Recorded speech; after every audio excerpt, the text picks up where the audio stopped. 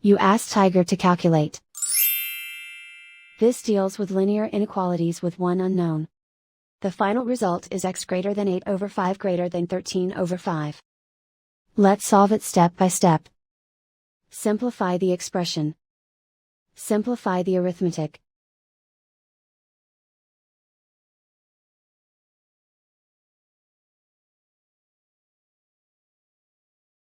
Isolate the x.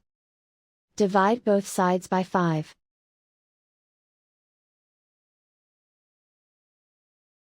Simplify the fraction.